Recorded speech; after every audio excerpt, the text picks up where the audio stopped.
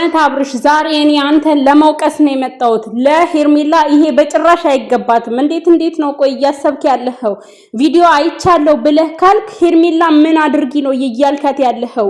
በስነ ስርዓት እኮ ጥያቄህን ለጥያቄህ መልስ እየሰጠች ነው። ስለዚህ እቺን ልጅ ልትረዳት ነው የሚገባው። እኛ ይሄውልህ ከሄርሜላ ጋር ሁን አትሁን አይደለም፣ ይሄ ያንተ ህይወት ነው። ነገር ግን ትኩረት ሰጥተህ እውነታው የት እንዳለ አስበህ መመለስ ነው እንጂ እንደዚህ እሷ ላይ እንትን ማለት የለብህም። እውነት ለመናገር ማለት ነው። ለምን እዚች ጋር ቪዲዮ የተቀመጠ ነገር አለ። ቪዲዮ እያየው ነው አልክ አይደል? ቪዲዮ እያየ ከሆነ እሷ ላይ ምንድነው ጥያቄ የፈጠረብህ?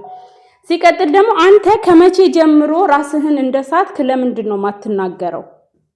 ለምንድን ነው ራስህን መቼ እንደሳትክ ከመቼ ጀምሮ ራስህን እንደሳትክ ብትናገር እኮ ለሁላችንም ማለት ለምሳሌ ከመጀመሩ ነው አንተ ራስህን እንትን ያል የረሳከው ከመጀመሩ ነው መርሳት የጀመርከው። ይሄንን ካወቅን እኛም እንረዳሃለን፣ እሷም ትረዳሃለች። አንተ ግን ዳይሬክት በቃ አንተ የምትፈልገውን ነገር ብቻ ነው እያወራህ ያለኸው ማለት ነው። ይሄ ደግሞ ፌር አይደለም። የእውነት ሄርሜላን ለምንድን ነው እየተረዳሃት ያልሆነው?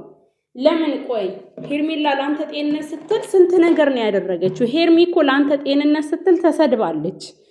ወደ ሩታ ልትሄድ ከሆነ ይሄ ሁሉ ድራማ መሄድም ማድረግም አይጠበቅብህም። በቃ ቀጥታ ከሩታ ጋር ነው መሆን የምፈልገው ማለት ትችላለህ። ገባህ? እና በቃ እኔ ቤተሰብ እኔ አብርሽን በጣም ነው የምረዳው። ገባችሁ? አብርሽን በጣም ነው የምረዳው። ነገር ግን በዚህ ደረጃ ደግሞ ሄርሚን እንዲጫናት አልፈልግም። እችልል ያደረገችው ነገር የለም። ተረዳችኝ? እሱን ከመተባበር እሱን ከመርዳት ውጪ ሄርሚ ለአብርሽ ያደረገችበት መጥፎ ነገር የለም። እና እሱ ግን እየተረዳት አይደለም ምንም ነገር ነው። በቃ ሁኔታዎች የሚያስጠሉ ናቸው። ካብርሽ ሁኔታዎች ማለት ነው። አልተሻለውም እንዳይባል ጓገጭ እያለ ነው እንደተሻለው ነው የሚናገረው።